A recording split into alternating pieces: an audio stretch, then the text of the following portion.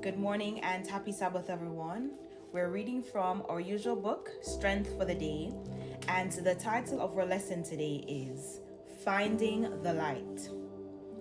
Do not gloat over me, my enemy. Though I have fallen, I will rise. Though I sit in darkness, the Lord will be my light. Micah 7, verse 8. Whenever I think about the Israelites and their exodus from Egypt, the guiding pillar of cloud by day and fire by night always sticks out to me. It was always there and shone through the darkest night, guiding and showing them the way to go. I have always wanted that experience for myself. How I wish there was a literal cloud I could see. Living in the light is not always easy. Sometimes, when we look at others, it may seem that the light just follows them. God's presence, success, and blessing.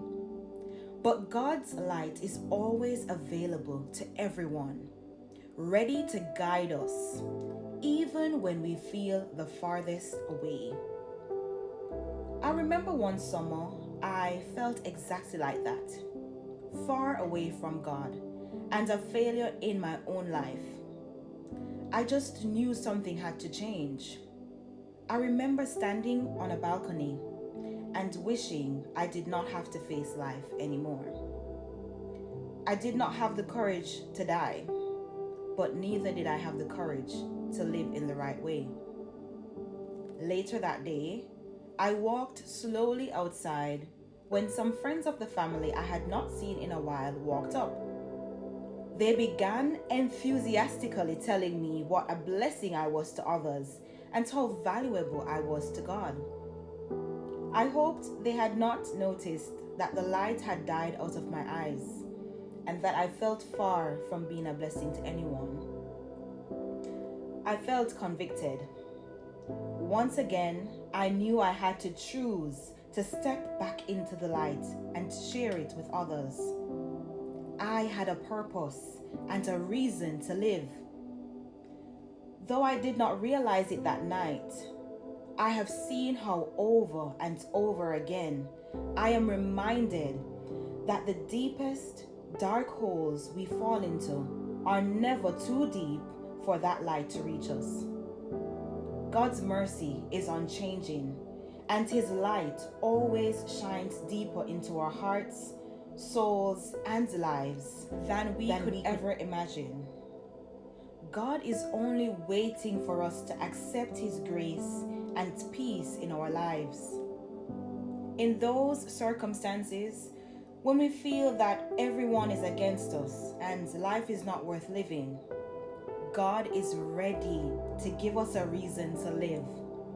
He is ready to give us the power to help us choose the light each new day and through each trial we face.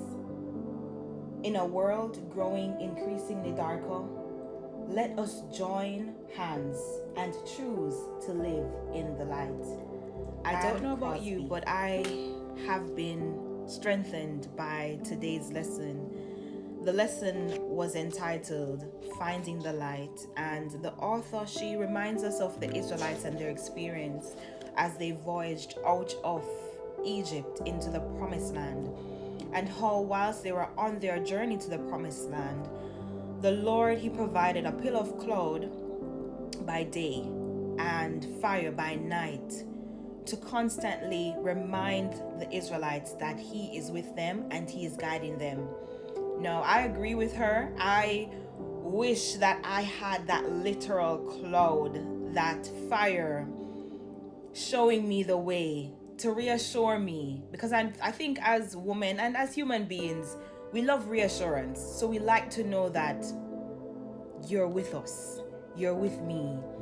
And I would love it as well. I'm not gonna lie to you. If God could literally put a cloud following me, or me following that cloud, and it telling me, well, through God, it's telling me where to go, what not to do, which paths to go on, I would be so happy. But the author, she realizes that that's not how God operates, and he finds different avenues to speak to us. So he spoke to the Israelites in that format in that time, but presently he has a different way of conducting how he speaks to his people.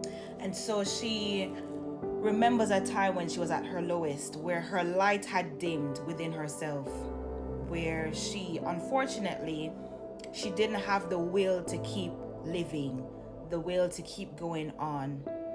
And thank God she did not make that jump off that balcony. Her friends, who she hadn't seen in a long time, God would have sent them at that time while she was taking a stroll after the incident to speak life into her. And what that did for her, it reignited that passion and that zeal. And it just shows the intentionality of God, that he knows what we need at the time that we need it. And he will always send help. He will always send some reassurance. And that's why I love him, because he knows his children. He knows the battle scars that we wear. He knows the burdens that we are bearing. And he is the burden reliever. He is the intercessor. He is the way maker. And so he always provides a route of escape in our unbearable situations. I am a living testimony of that. Just 2 weeks ago, as you know, I got the news of one of my destiny helpers passing, Auntie Juliet, and that knocked me off my rockers. And God sprung into action. He provided other destiny helpers to comfort me, to console me, to feed me, to wipe my tears, to encourage me. Who could it be but God? He knew in advance, and I don't want to cry, guys, but he knew in advance that his daughter would be at a breaking point where she did not think she could recover. And for me to sit in front of you on this blessed Sabbath day and to be telling you the testimony of how he provided assistance and support for me at my lowest, or one of my lowest moments, it's just a testament of his greatness. It's just a testament of his intentionality.